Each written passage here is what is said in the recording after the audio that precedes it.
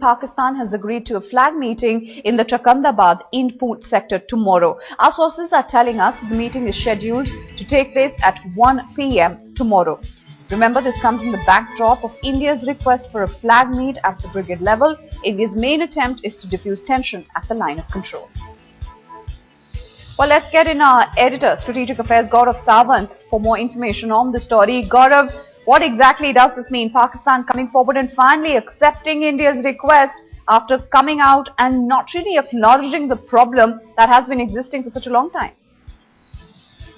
That's right, Nida. With this flag meeting that's expected to take place at 1300 hours tomorrow, 1 p.m., tensions will be brought down. There will be an effort that will be made to bring the tensions down, because despite all that is being spoken at different levels, whether at the levels of the armies or diplomatically, the line of control continues to see firing. There was firing even last night, though briefly, in the Poonch sector. So when the two brigade commanders meet tomorrow, they will try and bring down tempers. They'll try to, talk to each other and try and understand why this problem arose and how tempers and tensions can be brought down. This flag meeting is a very important thing. It's essential, a contact between military to military at the level of commanders on ground to bring down the tensions and bring down the tempers. They'll try and understand each other's point of view and perhaps reflect on mechanisms if some need to be put in place to avoid a future flare-up. So this is happening at one level. There is also, the two DGMOs have already spoken that, and also at the diplomatic level, India and Pakistan are in touch. So effort from both sides to bring tension and tempers down. Gaurav, but also, given what we've seen of Pakistan for years on end, how much hope can we pin on this meeting for Pakistan actually to come forward and do anything concrete? I don't mean to strike a pessimistic note, but what really are we expecting from Pakistan? This is a significant meeting only up to, at the lowest level, at the level of the brigade. The Indian brigade on our side and the Pakistani brigade on the other, where India will pick up this issue of the beheading of the Indian soldier of the Rajputana Rifles regiment, and also unprovoked Pakistani firing and Indian retaliation. The incident that took place, as India says, this was a retaliatory attack for Indian firing, which again was in retaliation in the North Kashmir in Uri sector. So this was a Pakistani response. It was unfortunate. It was uncalled for.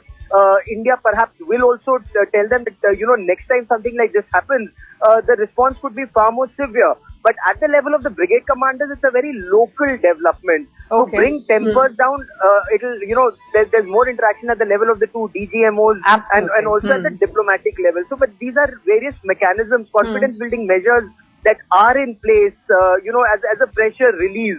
So there would be some talk, but to bring tensions down along the 740-kilometer long line of control, these meetings would have to be at a much higher level, and more than that, as you rightly pointed out, Pakistan army would have to reform itself. Sadly, that doesn't seem to be happening. All right, so it's just one small step coming forward as far as this entire issue is concerned. Gaurav Sawant, Editor Strategic Affairs, many thanks for having joined us on this story. Speaking about India and Pakistan, well, our troops last night and Pakistan's troops traded heavy gunfire along the LOC in Poonch sector, a point that even Gaurav was mentioning to us. Now, this comes after Pakistan troops had come out, violated the ceasefire. The firing was triggered by fresh aggression by Pakistan troops who were trying to help the movement of a group of suspected infiltrators. The security personnel manning the LOC detected a group of 6 to 7 infiltrators who were trying to sneak in under the cover of Pakistani firing. The infiltration bid took place opposite the Krishnagati subsector in the Poonch sector.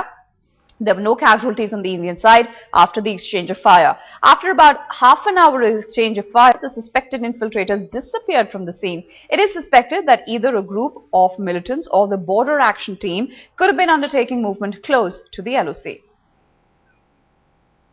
Let's get in more on the story. Shujal Haq with the details. Shudra, it seems, even as we're talking about this flag meeting that is expected to get underway tomorrow, a small step really in coming down and trying to flay the tempers that we have been seeing. What exactly was happening last night as far as this entire firing along the LOC sector is concerned? Well, Nida, last night's firing incident was reported from Krishnagati sector. we were told by our sources that the Indian Army posts detected some movement from across the line of control, very nearby to the line of control there, and that's when they the firing started. We have no exact information whether these were infiltrators who wanted to cross over to the line of control, or it was yet another squad of border action team. But yes, this part is confirmed that very heavy gunfire did take place. Immediately, these people were the movement of these people was detected. We are also told that the Pakistani side also reacted to the firing. So the area saw a lot of gunfire till late last night. But what has happened today is a little significant step that the Pakistan has finally given a signal through the hotline of Poonch transit that it has agreed for a flag meet, which is likely to happen anytime tomorrow afternoon, wherein most likely India will flag its own issues, particularly related to the ceasefire violations and in the wake of the killings of 2 Jawans, which had just happened recently. Shujal Haq, many thanks for having joined us with those details on the story right now. Well, let's also talk to you about this. 3 attacks in 30 hours in Jammu and Kashmir. Militants first gunned down a Sarpanch in Sopore on Friday. On Saturday, a village elder was shot dead in Pulwama, and now again a woman Sarpanch has been shot at, critically injuring her in Sopore. Militants belonging to the Lashkar-e-Taiba and the Jaish-e-Mohammed are striking at will. The woman Sarpanch is affiliated with the Congress. After the election in 2011, thousands of Panchs and Sarpanches have been demanding security cover in the wake of killings of 3 of them in Baramulla. Well, let's get in PDP spokesperson Naeem Akhtar, who's on the phone line with us. Sir, how disturbed are you? We're talking about 3 attacks within the last 30 hours and Omar Abdullah's government is still doing nothing concrete about it. We are extremely disturbed. The security situation in Jammu and Kashmir, both on the external front and the internal front, has suddenly deteriorated. But internally, it has been going from bad to worse for the last 2-3 years. Unfortunately, nobody has been trying to look at this situation.